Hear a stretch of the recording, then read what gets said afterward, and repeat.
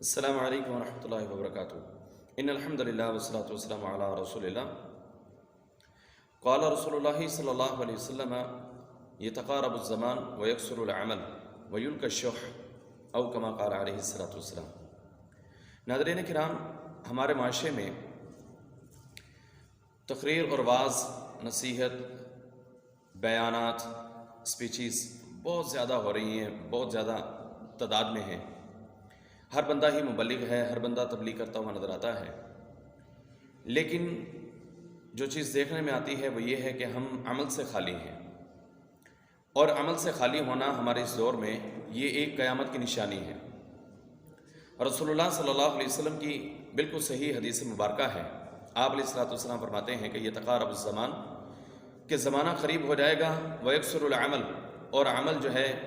وہ اس کا فقدان ہو جائے گا، عمل مفقود ہو جائے گا، عمل ختم ہو جائے گا، ویلقی الشح، اور تیسری چیز اللہ کے نبی صلی اللہ علیہ وسلم نے جو قیامت کی نشانیوں میں سے بیان کی ہے، آپ فرماتے ہیں کہ بخیلی ڈال دی جائے گی۔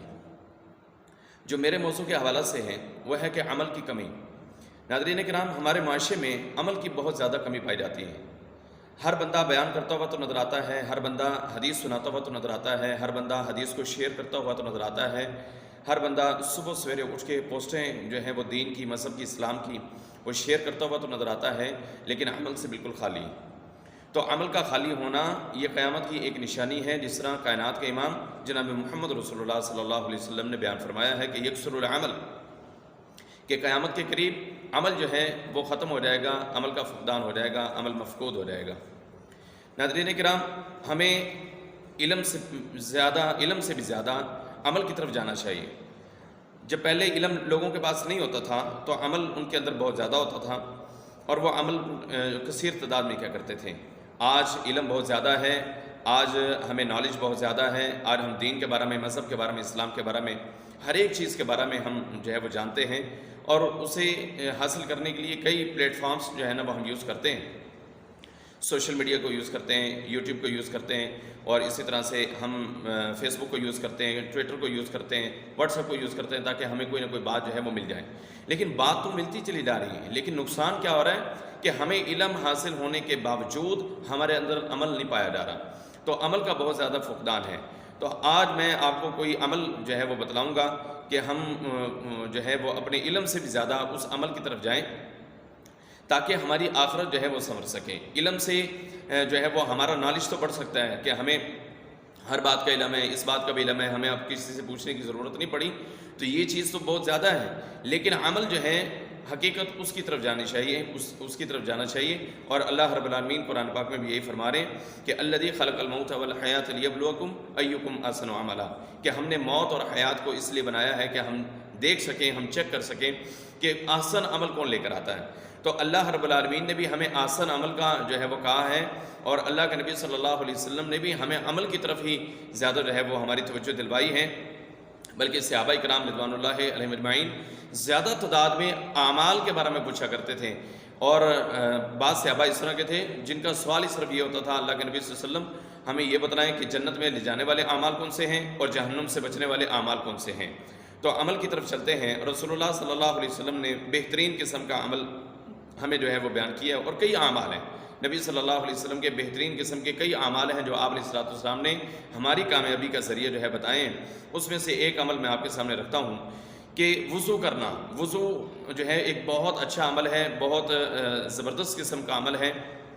اللہ کے نبی صلی اللہ علیہ وسلم وضو کی حالت میں رہا کرتے تھے، اور ہم مسلمانوں کے لیے بھی یہی ہے کہ ہم زیادہ اپنا وقت جو ہے وہ وضو کی حالت میں گزاریں، وضو کریں، اور وضو بھی وہ والا وضو کریں جو اللہ کے نبی صلی اللہ علیہ وسلم سے مروی ہے، آپ علیہ الصلوۃ والسلام سے ملتا ہے، آپ کے عمل سے ثابت ہے۔ تو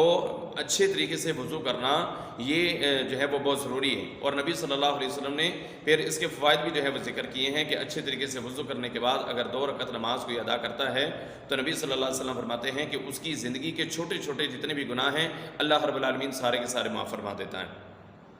تو بسم اللہ پڑھ کر اپنے وضو کا جو ہے وہ آغاز کرنا چاہیے، بسم اللہ پڑھیں، اور اس کے بعد جو ہے اپنے ہاتھوں کو دھوئیں، پھر کلی کریں، پھر ناک میں پانی چڑھائیں، اور پھر ناک کو جھاڑیں، پھر چہرے کو دھوئیں، اور پھر اس کے بعد جو ہے اپنے بازوؤں کو دھوئیں، پھر سر کا مسح کریں، اور آخر میں پاؤں جو ہے وہ دھونا۔ یہ اللہ کے نبی صلی اللہ علیہ وسلم کا وضو ہے۔ جو لوگ گردن کا مسح کرتے ہیں تو یہ حدیث میں ثابت نہیں ہے۔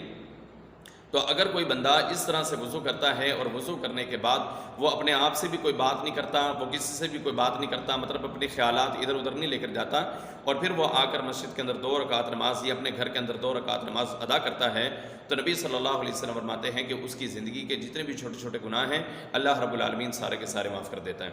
اور پھر بہترین عمل یہ ہے کہ وضو اپنے گھر سے کیا جائے۔ گھر میں وضو کرنا یہ افضل اور اولا ہے، مسجد کی بجائے اپنے گھر سے وضو کریں، اس لیے کہ اگر آپ اپنے گھر سے وضو کر کے جب مسجد کی طرف چلتے ہیں تو حدیث کے اندر ذکر ہے، اللہ کے نبی صلی اللہ علیہ وسلم فرماتے ہیں کأنہ فی الصلاۃ، وضو کر کے مسجد کی طرف چلنے والا اس طرح سے ہے جس طرح کہ گویا وہ نماز کی حالت میں ہی ہے۔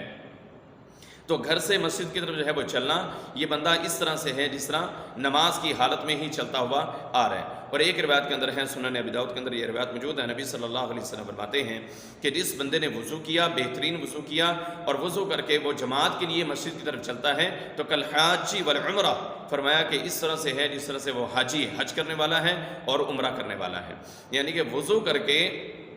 مسجد کی طرف چلنے والا انسان جو ہے مسجد جو ہے وضو اپنے گھر میں کرے، اور کرنے کے بعد مسجد کی طرف چلنے والا، مسجد کی طرف آنے والا، تاکہ وہ باجماعت نماز ادا کر سکے۔ اللہ کے نبی صلی اللہ علیہ وسلم فرماتے ہیں کہ اس طرح سے ہے جس طرح وہ حج کرنے والا ہے اور عمرہ کرنے والا ہے۔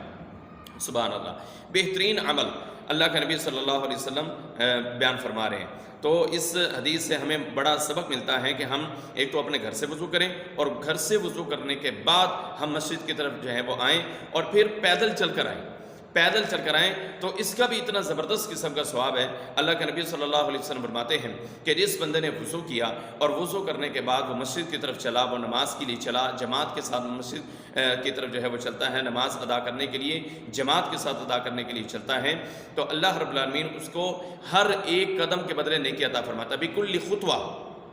خطبہ جو ہے وہ قدم کو کہتے ہیں، آپ علیہ السلام فرماتے ہیں ہر خطبہ کے بدلے اسے نیکی ملتی ہے، ہر خطبہ۔ اب بندہ خود اندازہ لگا لے کہ مسجد سے اس کا گھر کتنا دور ہے، 5 گھر دور ہے، 10 گھر دور ہے، 20 گھر دور ہے، تو جتنے قدم وہ اٹھا کے مسجد کی طرف آئے گا، اللہ کے نبی صلی اللہ علیہ وسلم کے حدیث کے مطابق آپ علیہ السلام فرماتے ہیں کہ ہر ایک قدم کے بدلے اسے اجر اور ثواب ملے گا ہی ملے گا۔ سبحان اللہ۔ جب اللہ کے نبی صلی اللہ علیہ وسلم نے یہ بات بیان کی تو صحابہ کرام نے کہا اللہ کے نبی صلی اللہ علیہ وسلم کیا مسجد کی طرف جو آنے والا ہے صرف اس کو یہ ثواب ملے گا؟ اللہ کے نبی علیہ السلام نے فرمایا کہ نہیں، صرف اس کو نہیں ملے گا، بلکہ جو مسجد کی طرف آنے والا ہے جتنے قدم وہ چل کر آئے گا اسے ہر قدم کے بدلے بھی ثواب ہے، اور جب وہ نماز ادا کرنے کے بعد اپنے گھر کی طرف جائے گا تو پھر اس نے جتنے قدم اٹھائے ہیں تو تب بھی اسے اتنا ہی ثواب ملے گا۔ سبحان اللہ۔ یعنی کہ حدیث سے یہ بات اور مسئلہ یہ ثابت ہوتا ہے کہ جتنے قدم ہم اٹھا کے مسجد کی طرف آئیں گے آنے کا بھی ثواب ہے، اور جتنے قدم اٹھا کے اپنے گھر کو جائیں گے اس کے جانے کا بھی ثواب ہے۔ سبحان اللہ۔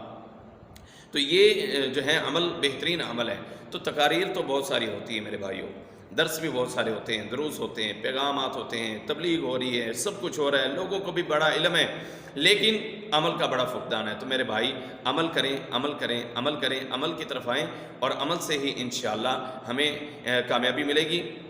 اور اللہ رب العالمین کے ہاں جب سرخرو ہم نے ہونا ہے تو وہ بھی عمل کے بلبوتے ہونا ہے۔ اور اللہ بھی یہی کہہ رہا ہے کہ الذی خلق الموت والحیات لیبلوکم ایکم احسن عملا، کہ ہم نے موت اور حیات کو اس لیے بنایا تاکہ ہم چیک کریں، ہم دیکھیں کہ آپ میں سے آسان عمل کون لے کر آتا ہے۔ تو آسان عمل کی طرف جائیں، وہ عمل کریں جو کائنات کے امام محمد رسول اللہ صلی اللہ علیہ وسلم کی تعلیم کے عین مطابق ہوں۔ اللہ سے دعا ہے اللہ جل جلالہ ہمیں عمل کی توفیق عطا فرمائے، اللہ رب العالمین ہماری دنیا اور آخرت بہتر بنائے،